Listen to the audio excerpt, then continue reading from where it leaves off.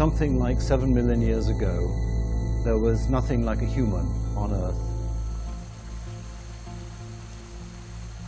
There was not even a pre-human standing upright.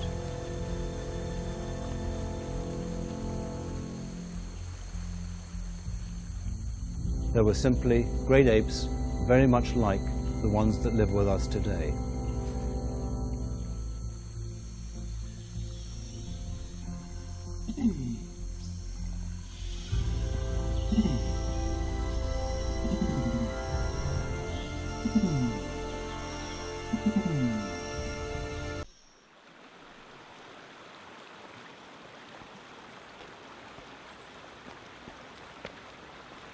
I was crossing the river at dawn. It was just getting light, and I was jumping. There was a big male orangutan, and he hadn't seen me because he was doing the same thing as me. He was going the other direction, trying to cross the river without getting his feet wet. I just was so down there.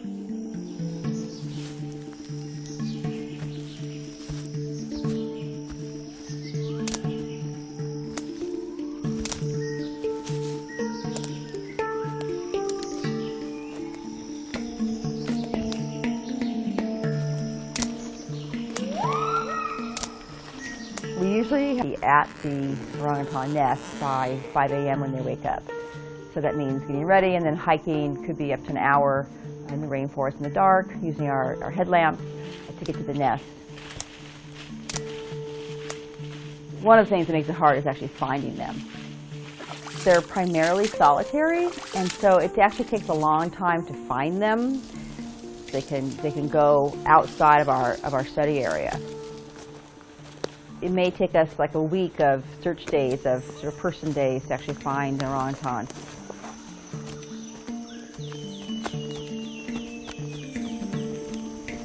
It's not realistic to just walk out into the forest myself and go find an orangutan to photograph.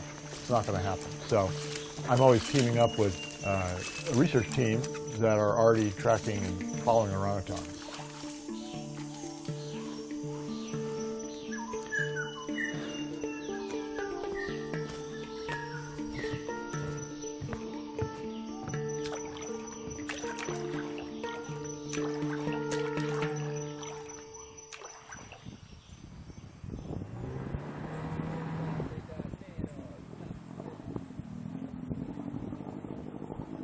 Orangutan.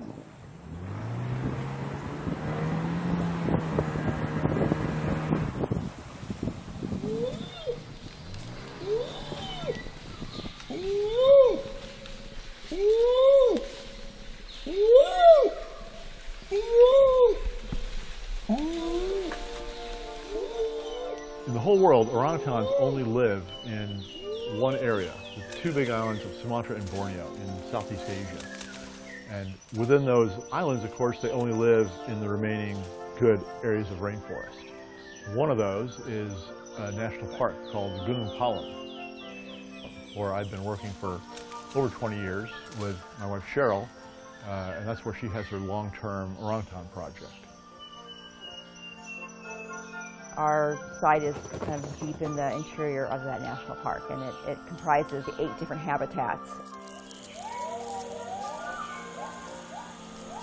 Taman nasional ini merupakan salah satu taman nasional terlengkap di Indonesia. Kondisi sekarang Taman Nasional Gunung Palung adalah Gunung Palung National Park is this huge area, over 100,000 hectares in size. And Cabang Panti Research Station, which is where we've carried out most of the orangutan research at Gunung Palung, is only 2,000 hectares. And these orangutans, the orangutans we study at Cabang Panti, they don't necessarily stay within those 2,000 hectares all the time. So my goal was to stay with these orangutans for 5 days, sometimes up to 10 days in a row over the course of an entire year.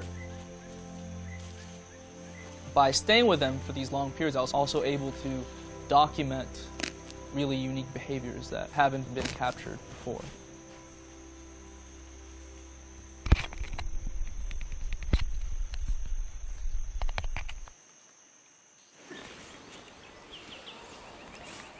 So before I studied biology and anthropology in college, I really had no idea that other species had culture besides humans. It was my first day and I was out early in the morning to go to Chodet's nest. And when I got there, I had never seen an orangutan in the wild, not even in a zoo. And I was under his tree waiting for him to wake up.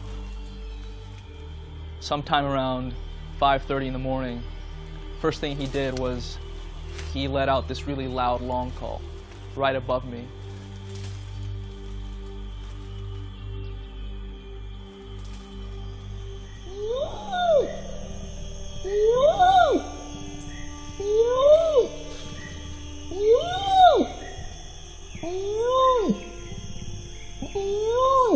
It was a very powerful experience. It was not a sound that I'd heard before or anything like it.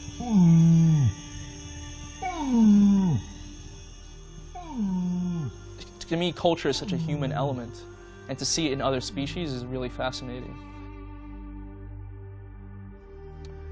Culture means so much to humans, so almost everything we do is cultural. But that show that behavior has got this wonderful flexibility, adaptability, that is so much of a characteristic of humans and seen in the great apes.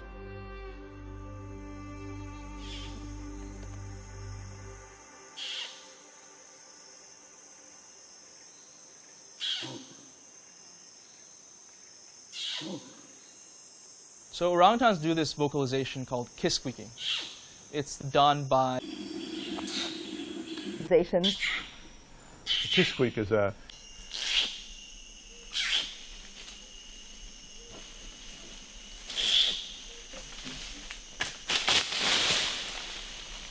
in Gunung Palung, they do this using leaves. They grab some leaves, they bring it up to their mouth, they do this, the kiss squeak, and then they throw the leaves out. At other field sites, they may not use the leaves at all. So this is each other differently in different countries. Maybe in some place, people shake hands. In another place, they bow. So orangutans are also showing these interesting cultural variations between sites.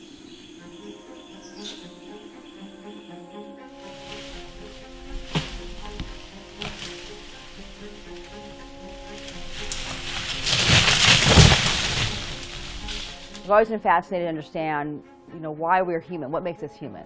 We had so many kinds of humans in the past, different kinds of bipedal apes. Why did some population of Australopithecines eventually evolve into the Homo genus?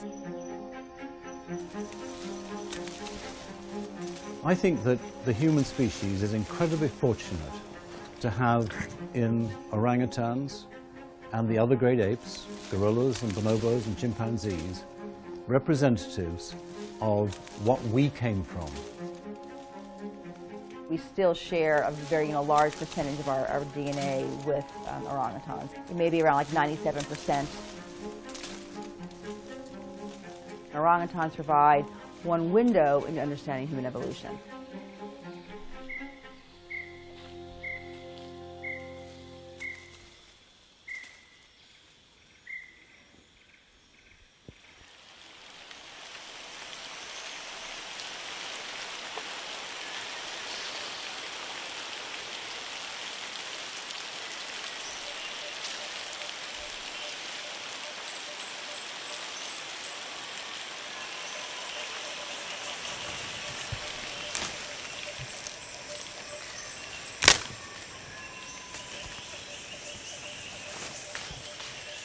There's different ways that orangutans make umbrellas. One way is they just break off an entire branch and sort of modify this branch to make an umbrella. Other times they pull the entire branch towards them, make a little roof over their head.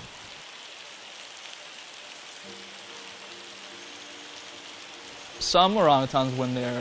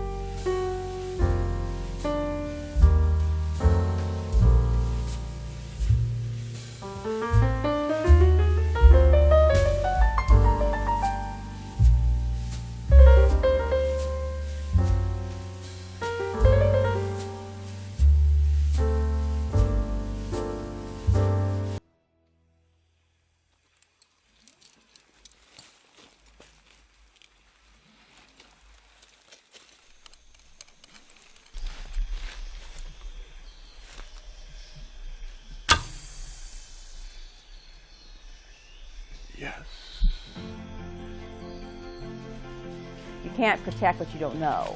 We can't all go to Borneo or Somalia through media coverage. All right, first shot. All that practice yesterday.